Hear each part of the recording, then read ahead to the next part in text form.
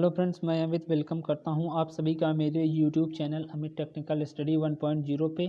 दोस्तों, यहां पर आपके लिए अप्लाइड मैथमेटिक्स थर्ड की क्लासें शुरू हो गई हैं। तो फ्रेंड्स, आप चैनल पर नए हैं तो चैनल को जरूर सब्सक्राइब करें और दोस्तों को भी शेयर करें ताकि वे यहां पर आएँ और अपने एग्ज़ाम की तैयारी अच्छे से कर सकें। फ्रेंड्स, यहाँ पर आपको अप्लाइड मैथमेटिक्स थर्ड की क्लासें जो होंगी, यहाँ पर आपको केवल इम्पॉर्टेंट क्वेश्चन पढ़ाए जाएंगे जो आपकी परीक्षा की दृष्टि से इम्पॉर्टेंट होंगे। और आपका जो चैप्टर पढ़ाया जाएगा फ्रेंड्स, सीक्वेंस वाइज आपके लिए सारे टॉपिक मैं लेकर आऊँगा और सभी टॉपिक्स हम पढ़ेंगे जो भी इम्पॉर्टेंट होगा आपकी परीक्षा की दृष्टि से के लिए। तो फ्रेंड्स, यहाँ पर आज हम पहला चैप्टर स्टार्ट कर रहे हैं, मैट्रिक्स।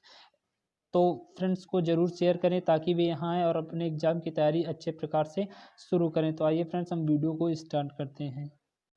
तो फ्रेंड्स, हम यहाँ पर सबसे पहले मैट्रिक्स की डेफिनेशन देखते हैं कि मैट्रिक्स होती क्या है। कह रहा है कि m क्रॉस n संख्याओं के निकाय या जिसको हम सिस्टम को m पंक्तियों तथा n स्तंभों में व्यवस्थित करने पर प्राप्त जो लंब सारणी को m क्रॉस n क्रम या कोटि का अवयव कहते हैं। इसे निम्न प्रकार से लिखा जा सकता है। कैसे लिख सकते हैं? जैसे A11 A12 A13 dot dot A1n, फिर इसी तरह A21 A22 A23 dot dot A2n, फिर ऐसे डॉट डॉट हो। हमको जितने भी हमको एलिमेंट चाहिए उसके हिसाब से हम सारणी प्राप्त कर लेते हैं। तो यहाँ पर हम जानते हैं कि A11 और A12 होता क्या है। यहाँ पर देखिए, कह रहा है कि A11 और A12 इत्यादि अवयव के सारे एलिमेंट हैं। ये वाले A11 A12 A13 जो भी हैं आपके अवयव के एलिमेंट हैं। जैसे A23 वह आपका एलिमेंट है जो अवयव की दूसरी पंक्ति तथा तीसरे स्तंभ में स्थित है। कह रहा है कि जो A23 है वो आपका दूसरी आपकी कहाँ पर, कह रहा है कि आपके दूसरी पंक्ति में है। इसको हम क्या बोलते हैं? ये हमारी पंक्ति कहलाती है और इसको हम कहते हैं क्या? ये हमारा स्तंभ कहलाता है। इसको हम इंग्लिश में बोलते हैं, ये हमारा रो होता है और इस नीचे की साइड हमारा कॉलम होता है। तो फ्रेंड्स, इतना समझ गए। तो आइए देखते हैं आगे। यहाँ पर कह रहा है कि हमेशा पहला जो अनुलग्न या सफिक्स पंक्ति को तथा दूसरा अनुलग्न स्तंभ को प्रदर्शित करता है। किसी अवयव को दो अवयवों में आई वी पंक्ति तथा जे वे स्तंभ में स्थित है ए आई जे से निरूपित करते हैं। इसको हम डिनोट करते हैं। यहाँ पर देखिए, रिप्रेजेंटेशन ऑफ मैट्रिक्स कैसे करते हैं कि अवयवों को अंग्रेजी के सदैव बड़े अक्षर जैसे मान लिया ABC से प्रदर्शित करते हैं और अवयव के जो तत्व होते हैं, मतलब ये इसकी बात कर रहा, तो जो अवयव के तत्व होते हैं उनको अंग्रेजी के हमेशा छोटे अक्षरों से डिनोट करते हैं। ठीक ना। इन तत्वों को घेरने के लिए अर्थात लंब सारणी को रूप देने के लिए निम्न प्रकार के हम ब्रैकेटों का प्रयोग करते हैं। जैसे अपन यहाँ पर सारणी में इस तरह का ब्रैकेट का प्रयोग किया गया है। आप सारणी में ऐसे भी ब्रैकेट का प्रयोग कर सकते हैं या आपको ऐसे भी प्रयोग कर सकते हैं। फ्रेंड्स, यहाँ पर फ्रेंड्स अब हम पढ़ेंगे टाइप ऑफ मैट्रिक्स, लेकिन उसके पहले मैं आपको बता दूं कि जो आपका BT UP का पेपर होता है पॉलिटेक्निक में, उसमें आपकी सारी डेफिनीशन हमेशा पूछी जाती हैं। जैसे आपका देख लीजिए, यूनिट मैट्रिक्स क्या होता है 2004 में पूछा गया है। ट्रायंगुलर मैट्रिक्स, इसकी भी डेफिनीशन पूछी जाती है। यहाँ पर लिखा है कि निम्नलिखित को उदाहरण सहित परिभाषित कीजिए। Define the following with example. आपको एग्जाम्पल के साथ डिफाइन करने में पेपर में आ जाता है कि आप इसका डेफिनेशन लिखिए। फिर इसी तरह जैसे स्क्वायर मैट्रिक्स, सिमेट्रिक मैट्रिक्स, विषम सममित या स्क्रू सिमेट्रिक मैट्रिक्स, इसकी आपकी डेफिनेशन पूछी जाती है। तो काइंड ऑफ मैट्रिक्स में हम सबसे पहले इन्हीं की डेफिनेशंस को पढ़ेंगे। तो आइए यहाँ सबसे पहले हम फ्रेंड्स देखते हैं टाइप ऑफ मैट्रिक्स। तो यहाँ पर देखिए, पंक्ति अवयव किसे कहते हैं। कभी कभी आपके एग्जाम में 2 नंबर का सीधे पूछ लिया जाता है कि आपको रो मैट्रिक्स कॉलम मैट्रिक्स क्या होती है, इसे डिफाइन करिए और उदाहरण सहित समझाइए। क्यों? जैसा कि मैंने आपको पीछे उदाहरण में बता दिया है फ्रेंड्स कि आपके कौन कौन से डेफिनेशंस पूछी जा चुकी हैं अब तक के पेपर में। तो देखते हैं यहाँ पर रो मैट्रिक्स क्या होती है। तो यहाँ पर लिखा है, यदि किसी अवयव में केवल एक ही पंक्ति है तो उसे हम पंक्ति अवयव कहते हैं, उसे हम रो मैट्रिक्स बोलते हैं।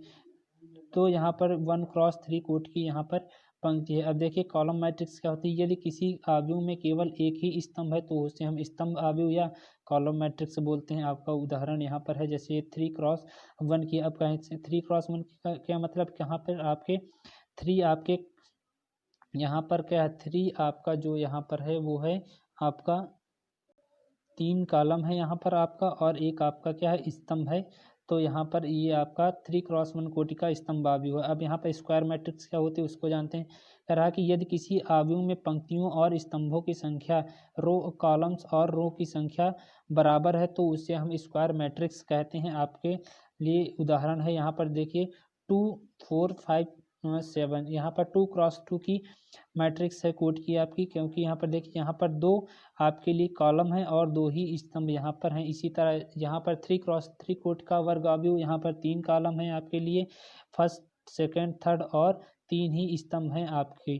तो ये हो गई आपकी वर्ग आव्यूह की डेफिनेशन। और हम देखते हैं यहाँ पर क्या होता है, क्षैतिज तथा ऊर्ध्वाधर आव्यूह क्या होता है, हॉरिजॉन्टल एंड वर्टिकल मैट्रिक्स क्या होती है।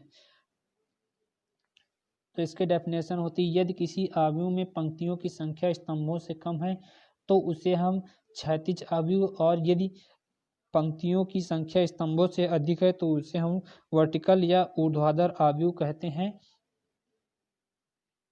तो हम यहाँ पर उदाहरण से समझते हैं कि क्षैतिज और ऊर्ध्वाधर आव्यूह में अंतर क्या होता है। तो जो आपका क्षैतिज आव्यूह होता है, सबसे पहले उसका उदाहरण देखते हैं। तो क्षैतिज आव्यूह में आपके जो तत्व होते हैं वो ऐसे लिखे होते हैं, जैसे 2 3 4 1 3 4। तो यहाँ पर ये आपका क्षैतिज आव्यूह का उदाहरण हो गया। अब यहाँ पर देखिए वर्टिकल मैट्रिक्स का उदाहरण कैसे लिखते हैं। तो 1 2 8 5 6 3, ये हो गया आपका वर्टिकल मैट्रिक्स का उदाहरण। तो फ्रेंड जैसा कि आप देख सकते हैं कि कई बार आपकी डेफिनेशन यहाँ पर पूछी जा चुकी है मैट्रिक्स के बारे में, कि जैसे आपका विकर्ण और सममित किसी भी प्रकार की आपकी डेफिनेशन उदाहरण सहित पूछी जा सकती है 2 नंबर में। तो आइए हम नेक्स्ट डेफिनेशन जो देखते हैं। तो नेक्स्ट आपका डेफिनेशन आ जाता है विकर्ण आव्यूह। डायगोनल मैट्रिक्स क्या होती है, जैसे कि फ्रेंड्स मैंने आपको पीछे दिखाया कि आपका ये भी पूछा जा चुका है कि डायगोनल मैट्रिक्स क्या होती है, उदाहरण से ही समझाए। तो विकर्ण आव्यूह आपका क्या होता है कि यदि किसी वर्ग आव्यूह में विकर्ण के तत्वों को छोड़कर शेष सभी तत्व शून्य है तो उसे हम विकर्ण आव्यूह कहते हैं। जैसे आप उदाहरण समझ लीजिए, यहाँ पर आपका यहाँ पर विकर्ण बन रहा है, तो इन्हीं को छोड़कर यदि आपका शेष तत्व शून्य है तो वो आपका विकर्ण आव्यूह डायगोनल मैट्रिक्स कहलाता है। यहाँ पर देखिए कह रहा है कि यदि विकर्ण आव्यूह में विकर्ण के सभी तत्व बराबर हैं तो उसे हम अदिश आव्यूह स्केलर मैट्रिक्स कहते हैं। अब देखिए नेक्स्ट डेफिनेशन, इकाई या तत्समक आव्यूह किसे कहते हैं। कह रहा है कि ऐसा वर्ग आव्यूह, फिर से समझिए, कह रहा है कि ऐसा वर्ग आव्यूह जिसके विकर्ण के सभी तत्व इकाई के बराबर हों तथा आपके जो सभी तत्व हैं शून्य है तो इकाई आव्यूह यहाँ पर कहलाता है। यहाँ पर इसकी डेफिनेशन हम एक बार फिर से देखते हैं। कह रहा है कि ऐसा वर्ग आव्यूह जिसके विकर्ण के सभी तत्व इकाई के बराबर हों। ठीक ना, कहने का मतलब है जिसके विकर्ण के जो तत्व हैं वो इकाई के बराबर हों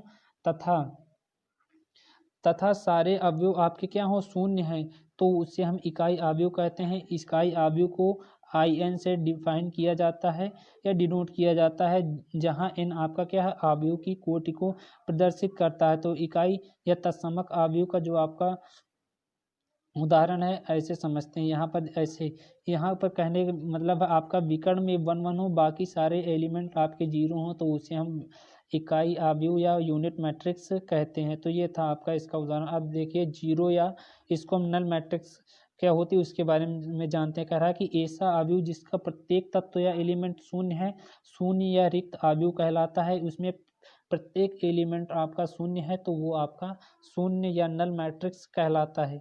अब देखते हैं नेक्स्ट। अब कह रहा है कि यहाँ पर सब मैट्रिक्स क्या होता है, इसको हम हिंदी में बोलते हैं उप आव्यूह क्या होता है। कह रहा है कि दिए हुए आव्यूह में कुछ पंक्तियां या स्तंभ, कुछ रो या कॉलम्स दोनों को छोड़ देने पर प्राप्त आव्यूह को उप आव्यूह कहते हैं। अन्य प्रकार के आव्यूह अनुच्छेद 4 में मतलब बताए गए हैं, मैं आपको इसके लिए बताऊंगा अभी। फिर कहना है त्रिभुजीय आव्यूह या ट्रायंगुलर मैट्रिक्स क्या होता है। यदि किसी वर्ग आव्यूह में मुख्य विकर्ण के ऊपर अथवा नीचे के सभी अवयव शून्य है तो वह आपका आव्यूह त्रिभुजीय या ट्रायंगुलर मैट्रिक्स कहलाता है। ठीक ना। अब नेक्स्ट डेफिनेशन देखते हैं कि उच्च तथा निम्न त्रिभुजीय आव्यूह किसे कहते हैं। अपर एंड लोअर ट्रायंगुलर मैट्रिक्स किसे कहते हैं। यदि किसी वर्ग आव्यूह में मुख्य विकर्ण के नीचे के सभी अवयव शून्य हैं तो वह उच्च त्रिभुजीय आव्यूह कहलाता है, और यदि ऊपर के सभी अवयव शून्य हैं तो वह निम्न त्रिभुजीय अवयव कहलाता है। कहने का मतलब है कि यहाँ पर जो आपकी मैट्रिक्स हो तो वहाँ पर आपका एक त्रिभुज की रचना होनी चाहिए। जैसे अब यहाँ पर कह रहा है यदि किसी वर्ग अवयव में मुख्य विकर्ण के नीचे के सभी तत्व शून्य है तो उसे उच्च त्रिभुजीय अवयव कहते हैं। कहने का मतलब है यदि आपके मैट्रिक्स दी गई अगर नीचे के आपके एलिमेंट शून्य है तो आपका वो उच्च त्रिभुजीय अवयव कहलाता है। जस्ट उल्टा, नीचे के एलिमेंट शून्य तो उसे हम उच्च त्रिभुजीय अवयव कहते हैं, और यदि कह रहा है कि ऊपर के एलिमेंट आपके शून्य है तो उससे हम निम्न त्रिभुजीय अवयव कहते हैं। ये थी आपकी इसके उदाहरण, उच्च और निम्न त्रिभुजीय अवयव के ये थे आपके उदाहरण। आइए फ्रेंड्स हम यहाँ पर सीखते हैं कि अब हम अवयवों का योग कैसे करते हैं। तो एडिशन ऑफ मैट्रिक्स कैसे होती है कि एक ही क्रम के दो अवयवों का योग उनके संगत तत्वों को जोड़ने से प्राप्त होता है। कहने का मतलब है जैसे यहाँ पर 3x3 की ये मैट्रिक्स है तो ये भी 3x3 की मैट्रिक्स होनी चाहिए, तभी आपका जोड़ होता है। ठीक है ना। तो यहाँ पर हम देखते हैं, कह रहा है कि एक ही क्रम के दो अवयव मतलब 3x3 की मैट्रिक्स से 3x3 की मैट्रिक्स से तभी जुड़ेगा, और संगत अवयव को जोड़ते हैं। जैसे इसका फर्स्ट टर्म तो इसका फर्स्ट टर्म यहाँ पर जुड़ता है, फिर ये वाला टर्म, फिर ये वाला टर्म जोड़ते हैं, फिर इसको जोड़ते हैं, फिर इसको जोड़ते हैं। इसी प्रकार से हम सारे टर्म ऐसे ये 5 + 0 0 0 + 3 और -4 -1 यहाँ पर इसको हम जब ऐसे जोड़ते हैं तो इसी सेम प्रकार से आप जोड़ते हैं। इसके बाद जो आपकी मैट्रिक्स प्राप्त होती है दोनों जोड़ने के बाद वही आपका अवयव का योग होता है। इसी तरह अवयव का अंतर सीखते हैं कैसे क्या होता है कि अवयव का अंतर कैसे होता है। अवयव का अंतर सब्ट्रैक्शन ऑफ मैट्रिक्स कैसे कहते हैं। तो कह रहा है कि एक ही क्रम के दो अवयवों का अंतर उनके संगत तत्वों को घटाने से प्राप्त होता है। मतलब आपका है कि सब्ट्रैक्शन में भी वही आपका नियम लागू होता है कि आपकी 3x3 की मैट्रिक्स फर्स्ट वाली है तो 3x3 या 2x2 या कुछ भी 4x4 जितने की भी मैट्रिक्स हो दोनों बराबर होनी चाहिए, तभी आपके जो मैट्रिक्स है वो जुड़ सकती है या घट सकती है। जैसे यहाँ पर देखिए इसका फर्स्ट टर्म 8 - 3 -4 यहाँ पर 2 -5 -4 -1। इसी तरह यहाँ पर देखते हैं कि 6 2 7 -1 0 -4। जब इसको हम सॉल्व करते हैं तो हमको ये मैट्रिक्स मिल जाती है, यही हमारा अवयवों का अंतर होता है। फ्रेंड्स अब हम यहाँ पर सीखते हैं कि वर्ग अवयव का सरणी क्या होता है, डिटर्मिनेंट ऑफ स्क्वायर मैट्रिक्स क्या होती है। सबसे पहले इसकी डेफिनेशन देखते हैं। कह रहा है कि यदि एक कोई वर्ग अवयव है तो उसके तत्वों से प्राप्त सारणी को वर्ग अवयव का सारणी कहते हैं तथा इसे मॉड ऑफ ए से डिनोट करते हैं। तो आपसे कभी कभी एग्जाम में पूछ लेता है 1 से 2 नंबर में, आपसे कह रहा है कि सारणी का मान ज्ञात करिए। तो आइए देखते हैं, कुछ नहीं है, केवल 2 मिनट में आप इसको सॉल्व कर सकते हैं, सारणी का मान निकाल सकते हैं। इसको निकालने के लिए आपको मॉड ऑफ ए लिखना है। आप इसके बाद आप जो भी सारणी का आपका दिया है उसको लिखिए। उसके बाद आपको कैसे निकालना है मैं बता रहा हूँ यहाँ पर कि आप इसका मान कैसे निकाल सकते हैं। तो देखिए हम इसको सीखते हैं कि कैसे सारणी का मान निकाल रहे हैं। जैसे हमारा यहाँ पर 6, यहाँ पर ऐसे यहाँ पर जैसे 6 4 3 2 1 5 और 7 2 8 है, इसका हमको सारणी का मान निकालना है। तो सबसे पहले हम इसको ऐसे करते हैं, आपको ऐसे रूल फॉलो करना पड़े। जैसे 6 तो यहाँ पर 6 लिखा और इसको ऐसे क्रॉस कर दिया तो हमारे कितने एलिमेंट्स बचे, ये 1 ऐसे यहाँ पर 1 5 2 8 इतना बचा। इसका आप भी 3x मल्टीप्लाई कर देंगे तो 1 × 8 यहाँ पर 2 माइनस, इनके दोनों के बीच में माइनस का निशान हमेशा होता है, फिर 2 × 5 यहाँ पर। अब यहाँ पर देखिए, अब इसको नेक्स्ट स्टेप को समझते हैं कि कैसे आगे करेंगे। उसके बाद आपका यहाँ पर आ जाता है ये वाला, तो आपका 6 वाला तो काम खत्म हो गया। उसके बाद यहाँ पर देखिए, यहाँ पर आपका होता है 6 का काम खत्म। इसके बाद 4 पे आ जाते हैं। 4 पे जब आए तो फिर एक ऐसे काटा, फिर इसको काटा, ठीक है ना। और यहाँ पे इनके बीच में भी माइनस निशान होता है तो यहाँ पर माइनस हो गया। इसको काट दिया हमने ऐसे, और हमारे पास क्या क्या बचा, क्या यहाँ पर देखते हैं 2 5 7 8। फिर उसी तरह इसका 3x मल्टीप्लाई 2 × 8, और इनके बीच में माइनस निशान होता है तो माइनस, और 7 × 5 या 5 × 7 इसको कर लिया। इसके बाद फिर हम इस लाइन यहाँ पर पहुँचे 3 के पास, फिर 3 में गए तो हमने इसको ऐसे काटा, फिर इसको हम ऐसे काटेंगे। देखिए यहाँ पर 3 पे पहुँचे, 3 पर ऐसे काटा, और 3 पे पहुँचे तो 3 वाले पर काटा। अभी 6 पे पहुँचे थे तो 6 वाले को काटा था, इस उसके बाद 4 पे गए थे तो 4 वाले को ऐसे काटा था, अब 3 पर गए हैं तो 3 वाले को हमने ऐसे काटा है। तो यहाँ पर ऐसे काटा 1, यहाँ पर 3, ये सारे कट गए, बचे क्या क्या 2217, ठीक है ना, 2217 बचा। तो यहाँ पर बीच में हमेशा यहाँ पर आप अल्टरनेटर चलता है, प्लस माइनस प्लस का अल्टरनेटर चलता है, प्लस माइनस प्लस यहाँ पर इनके बीच में होता है लेकिन लिखा नहीं जाता। इसके बाद 3 पे पहुँचे तो +3, यहाँ पर इसका त्रिया मल्टीप्लाई 2 × 2 माइनस बीच में और 1 × 7 तो 7। अब इसको जब सॉल्व करते हैं तो 6 और 8 1 जा 8 और 2 5 जा 10, इसी तरह -4, 8 2 16, 7 × 5 का गुणा 35, एक ब्रेकेट में +3, इसका जब सॉल्व करेंगे तो 4 - 7, यहाँ 8 से जब 10 जाएगा तो -2 -4, और यहाँ पर 16 से -35 करेंगे तो -19 और +3, 4 - 7 -3। जब इसको हम सॉल्व करेंगे तो यहाँ पर हमारा कितना आएगा 55। तो हमारे यहाँ पर सारणिक का मान क्या हो गया यहाँ पर 55।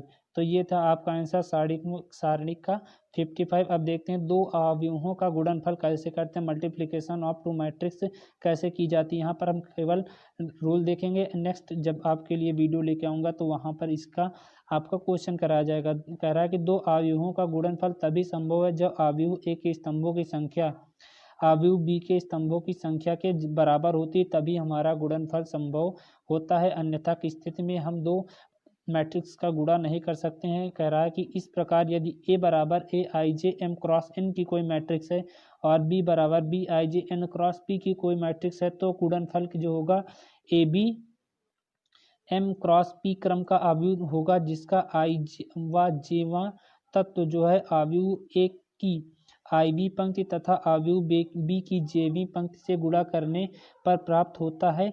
यदि यहाँ पर कह रहा है कि एक का आपका कुछ इस तरह का एग्जाम्पल दिया हो, जैसे A11 A12, ये आपका क्या हो गया, आपका ऐसे रो कहलाता है ये। फिर A21 A22 A31 A32, ये आपका रो हो गया। और इसी तरह आपका कॉलम दिया हो, जैसे B11 B12 B13 B21 B22 B23, तो इस तरह आपका रो का ऐसे चलता है और कॉलम आपका डाउनवर्ड नीचे की ओर चलता है। तो फ्रेंड्स आज का हमारा यहाँ पर वीडियो कंप्लीट होता है। नेक्स्ट वीडियो में आपके लिए और भी सारे इंपॉर्टेंट क्वेश्चन कराएंगे और इसका दो अवयवों का गुणनफल मल्टीप्लिकेशन ऑफ टू मैट्रिक्स के क्वेश्चन कराएंगे। तब तक दोस्तों मिलते हैं किसी नेक्स्ट वीडियो में। आप चैनल पर नए हो तो चैनल को जरूर सब्सक्राइब कर लीजिए, बेल आइकन को जरूर प्रेस करिए ताकि कोई वीडियो डालूं तो इसकी नोटिफिकेशन आपके पास पहुंचे, और दोस्तों को भी शेयर करें ताकि वे यहाँ पर आएँ और अपने एग्जाम की तैयारी अच्छी तरीके से कर सके। फ्रेंड्स मिलते हैं किसी नेक्स्ट वीडियो में आपसे।